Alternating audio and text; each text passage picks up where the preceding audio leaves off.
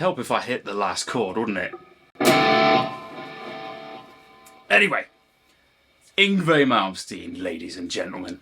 Obviously that's kind of a butchered rendition of sort of his kind of licks, phrases. Kind of, to be honest, I never really 100% studied Yngwie. And let me tell you why. He did have a profound effect on me. Profound effect. I was only a young lad, and I used to get, I believe, this is hopefully that we've got a great little community going now, like 5,500 members.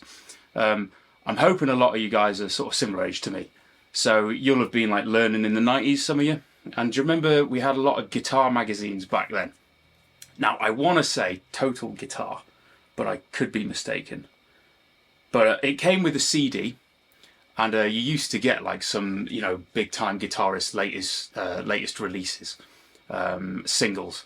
Now, at the time, my absolute hero was Joe Satriani, and I was 100% just like devoted to him, and studied everything, his technique, his all of his albums up to that point. And I believe the last one he had out was Time Machine, which was like a compilation, and it had some, it had like a live CD, but also, you know, a load of tracks put together with his old EP that he had. All you fans will be aware of that. But he brought out a new album, which was just self-titled. A lot of you will remember it, and it was like a blues-based album. And I'll be honest, at the time, I remember just, because I went to a CD shop back in the day, bought the CD, and at first, I was just like, what is it? It just didn't hit me in the face like Flying in the Blue, like The Extremist, you know, that album. And I just didn't appreciate it, I don't believe. Digressing, I do look back now, and that is some of the songs on that album are some of my favourites that he's done. I think at the time, because he was being produced by a blues producer, there was you can watch the Real Satriani documentary anyway. Anyway, I'm waffling. But the point is, even though I didn't love it, I was still just the biggest fan. So I remember the Total Guitar CD coming, and I had a listen to obviously. The song on there was called Luminous Flesh Giants. I know, strange. And it had like the riff. And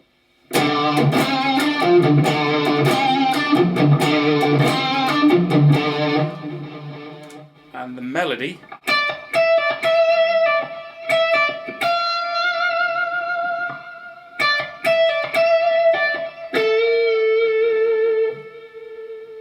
Actually a beautiful song, but it wasn't what I was used to. But I was still like, oh, this is amazing. No one can beat Joe Satriani, it's great. However, also on that CD, I'm sure, unfortunately, was a song. I didn't understand who the guy was. I couldn't pronounce his name. And it was a song off of the album. Magnum Opus by Yngwie Malmsteen. The song was called Vengeance. That's it. Sorry, I'm just trying to remember everything. I should prep this more. But anyway, the song starting off with that lovely etude on the acoustic, but then the main riff just kicks you in the face as it is.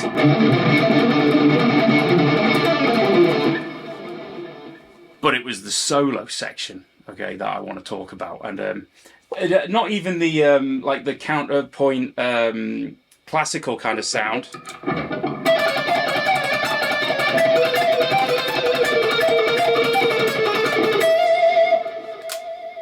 It's the wah pedal section. The fact that it starts out with that. I'd never heard anything like it. And let's see if Chris can just put that first couple of notes in there.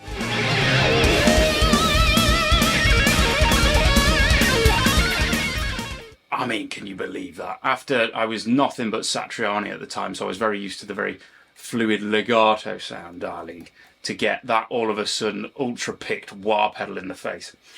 I can't do it exactly. I'm gonna have a go anyway. Let's butcher it.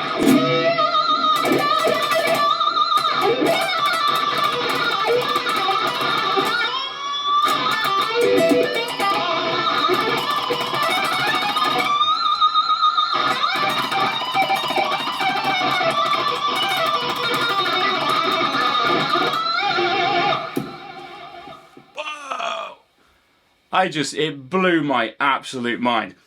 And what I want to quickly talk about is it's a couple of things. It's the nostalgia of being back then.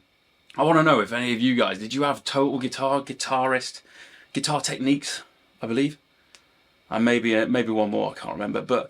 But the whole thing there is like hearing that, it actually broke my heart. Because, again, now let me explain.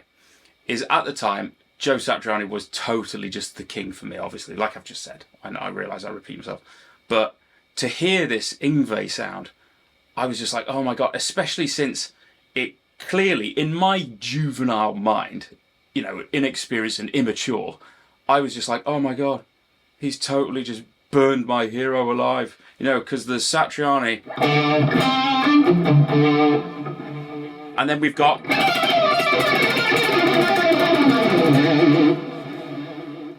And I was just like, oh my God, that's just so much better.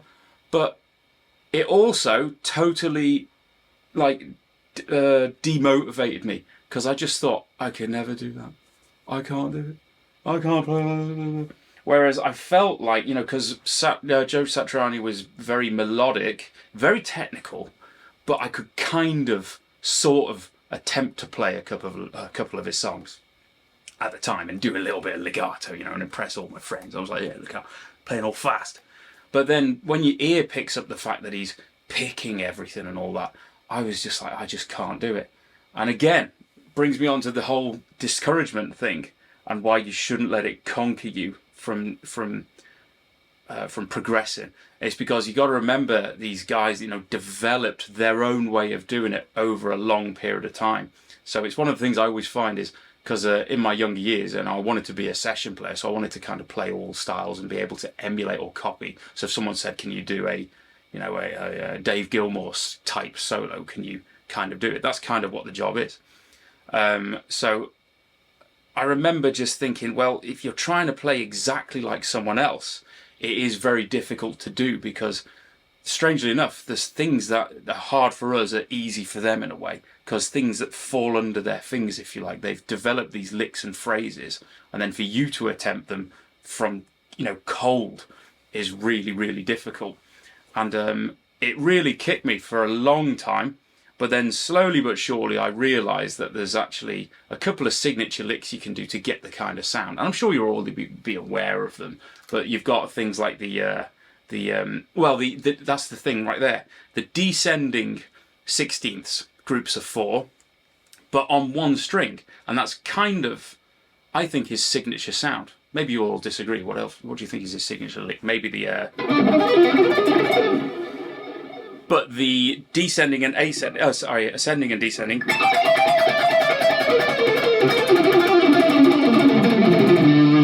And then ascending as well. With the chromatic note in there. And then that phrase right there.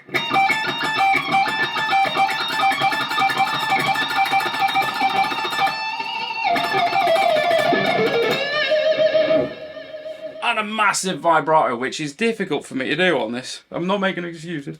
It's just I got these 11s on there and it's hard.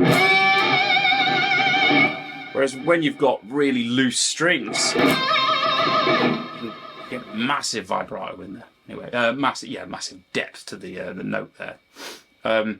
But another thing, I mean, did you all have Guitarist magazine, Guitar Techniques?